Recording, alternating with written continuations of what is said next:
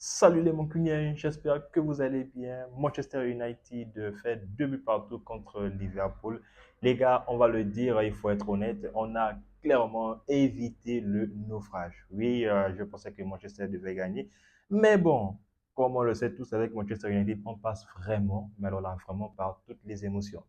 Car avec une première mi-temps qui était vraiment, encore une fois, honteuse, limite même pathétique, pour les deux plus grandes équipes de Manchester United, du moins qui sont le plus titrées en termes de Première Ligue, nous offraient, on va dire, un classique anglais.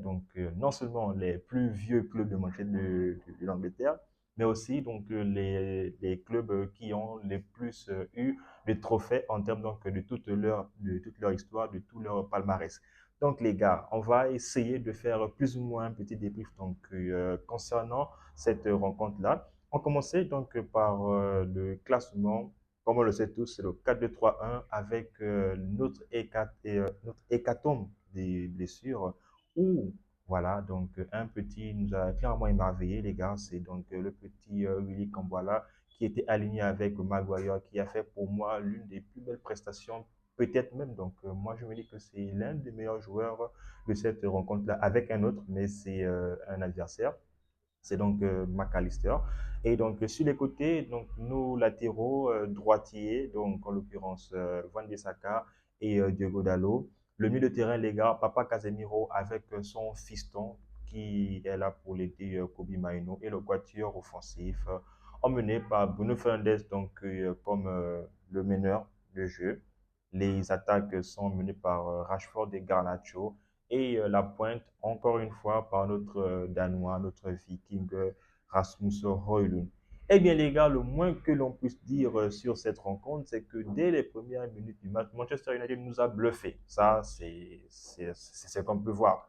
United nous a bluffé. United a essayé de mettre une intensité. United a essayé de faire une attaque placée où, voilà, avec les flèches de l'avant, à profiter de mettre leur seul tir cadré. Mais les gars, c'était un but hors jeu. Donc, bien évidemment, le but est bien annulé de la part de Garnacho qui a été parfaitement lancé, encore une fois, par Bruno Fernandes.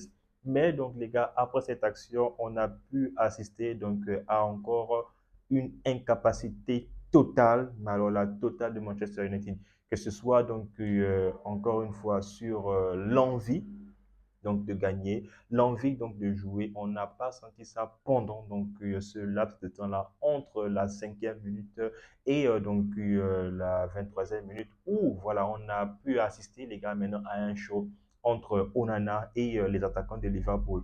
Donc Onana nous a grave sauvés, et en même temps, les gars, ce n'est pas pour rien que c'est quand même le joueur qui sort du lot, qui a quand même eu le titre de meilleur joueur de Manchester United le mois de mars. Donc, c'est bien pour lui, c'est bien pour la confiance. Et en même temps, les gars, il y a une question que je me pose. Quel est le gardien qui peut encaisser moins de buts que Onana avec tout le temps des défenses qu'on remanie à tout moment? C'est une question. Mais bon, United, non seulement est l'équipe qui a concédé le plus grand nombre de tirs, toutes compétitions confondues, parmi tous les 5 championnats européens, et en même temps, c'est l'équipe qui s'en crée le moins. Voilà, la première mi-temps parle carrément pour elle-même. Zéro tir pour Manchester United, zéro tir. On ne dirait pas un soi-disant grand club de l'Angleterre. C'est vraiment voilà, pour nous les supporters qui étions derrière nos écrans, ça faisait mal. Et voir comment la mainmise et voilà, ne faisait que s'étendre de plus en plus contre Liverpool, c'était vraiment difficile à suivre. Mais bon, les gars, c'est le cœur qui parle, le cœur a choisi, on s'en tient à cela. Et le moins que l'on puisse dire, les gars, c'est que malgré l'inefficacité de Manchester United en première mi-temps, Eric Ten Hag, dans son obstination, voilà, continue toujours à croire en ces joueurs qu'il a alignés.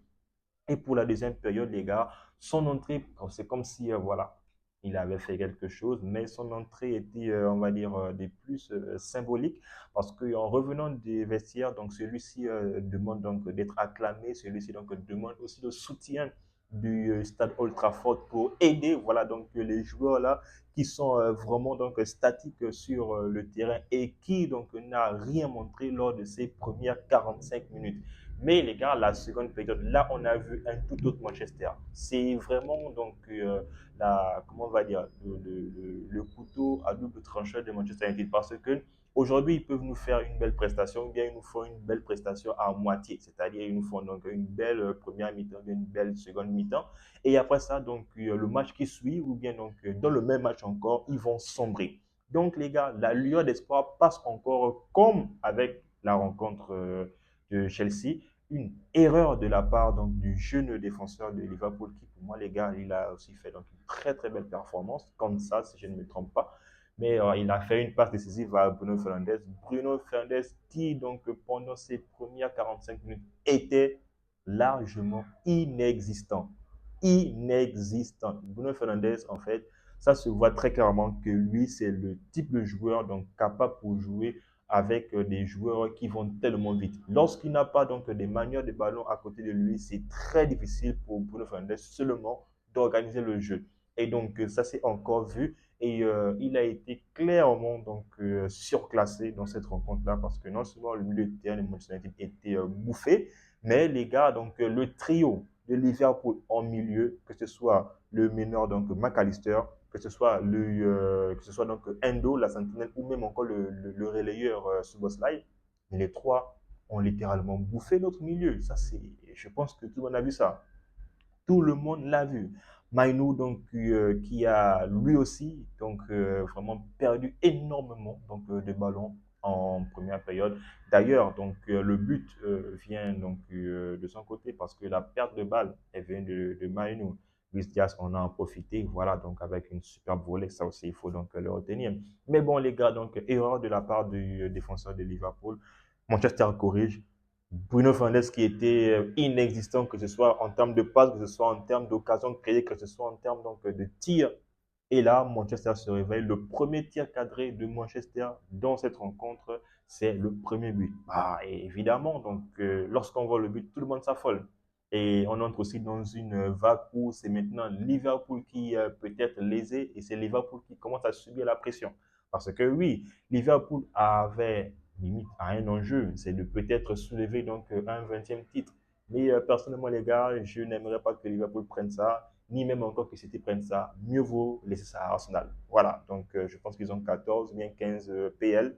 Voilà, qu'ils en prennent au moins, qui ne nous égale pas. Parce que s'ils le font, bah, je pense qu'on n'aura plus l'honneur, on n'aura plus de fierté. Et puis voilà, ce serait vraiment comment je vais dire ça, un autre traumatisme encore de la part de Manchester United. Eh bien les gars, donc là, donc l'aspect psychologique change littéralement donc de camp. Manchester United qui était largement dominé, bon, essaie tant bien que mal à dominer maintenant Liverpool. Et là, Manchester donc essaie d'appuyer, essaie donc de marquer enfin, malgré donc l'égalisation qu'ils ont eue dès les premières minutes de la seconde période. Et après donc une si belle donc après un corner encore une fois donc qui a été très bien géré par Manchester. Et donc, les gars, un joueur voilà, qui a été donc jusque-là moyen, d'ailleurs, il a fait un match moyen, en l'occurrence Maino. Donc, il se crée son action, celui-ci décale parfaitement donc Garnacho. Voilà, Garnacho, lui aussi, ce qui était donc relayé sur le côté gauche après la sortie de Rashford sur blessure. J'espère que ça va bien pour lui, qui a été remplacé par Anthony. Eh bien, les gars, malgré ça, mais alors là, on a vu vraiment donc tout le talent de ce petit, tout le talent. J'ai fait une vidéo sur lui. J'espère vraiment que les médias, que les paparazzis, que l'argent ne monteront pas donc sur sa tête afin que celui-ci donc puisse s'enorgueillir. Parce que le but qu'il nous a mis, bah, et Diaz a mis une reprise, mais lui il aussi il a mis un très beau but en pleine lucarne. Et donc Manchester United passe pour la première fois devant au score et commence donc à titiller donc son grand rival en championnat. Mais bon, les gars, comme on le sait tous, Manchester United ne sait clairement pas donc conserver donc son score, ne sait pas donc chérir voilà son anneau précieux. Mais bon, avec l'offensive de Liverpool. Liverpool qui essaie, qui accule vraiment Manchester United. Manchester United n'arrive pas à mettre le troisième but. Bah, c'est normal qu'ils se font égaliser, les gars. Harvey Elliott, donc, qui, avec beaucoup de réussite, les gars, donc, c'est joué de la défense de Manchester United encore apathique. Et voilà, donc, s'est fait chauffer, s'est fait donc choper, voilà, par Van Bissaka. Bissaka qui cause le penalty. Encore une fois, les mêmes signes encore donc, du match de Chelsea refont surface. Qui s'en charge? Évidemment, c'est le meilleur buteur de la confrontation, Mohamed Salah, pour prendre un contre-pied parfait. André Onana et le gars, le score ne bougera plus. C'est donc deux équipes avec deux trajectoires différentes. Manchester United qui essaie de chercher donc à compétir à une compétition européenne l'année prochaine et Liverpool qui essaie donc d'avoir son 20e titre de la Première Ligue. Donc, Jürgen Klopp pour du moins sa dernière saison en Angleterre ne partira pas avec une bonne note, du moins parmi toutes les confrontations de Manchester United. Je pense qu'il y en a eu trois. Donc, les deux de la Première Ligue et la confrontation, donc en effet Cup, où Manchester a éliminé, on se souvient tous, 4 buts à 3 face à cette belle équipe-là de Jürgen Klopp. Il va nous manquer, donc il va aussi manquer à la Première Ligue, ça c'est certain. C'est une légende donc de ce club-là. Mais aujourd'hui, Manchester United a voilà, donc, évité donc, la bastonnade, a évité donc l'hécatombe donc de buts et c'est quand même le plus important. On se dit quand même que Eric Ten Hag retient quelque chose et donc ne s'est pas affolé parce que souvenez-vous les gars, on s'en est pris donc 7 buts à 0 donc le 6 mars 2023. Donc ce n'est vraiment pas quelque chose donc qui passe inaperçu. Donc ça va rester forcément dans les mémoires, dans l'histoire donc de cette confrontation-là. Mais pour l'heure, Jürgen Klopp part de Liverpool en ne battant pas Manchester United. Bon, voilà, United va se battre donc pour avoir une place pour une communauté européenne. Mais bon, à l'heure actuelle, il vaut mieux ne pas trop espérer de Manchester United. Comme je l'ai dit, avec Manchester United, on ne sait pas ce qu'ils peuvent nous faire. Tantôt, ils sont capables de nous faire une très belle mi-temps, ils sont capables de nous faire donc un très beau match. Et le match qui suit, bah, tu as l'impression que ce ne sont pas clairement les mêmes joueurs. Mais les gars, donc sur l'ensemble général, pour moi, mon homme du match reste voilà donc le petit Willy Camboila, surtout du côté de Manchester United. Maintenant, donc reste à savoir qui sera le joueur du match.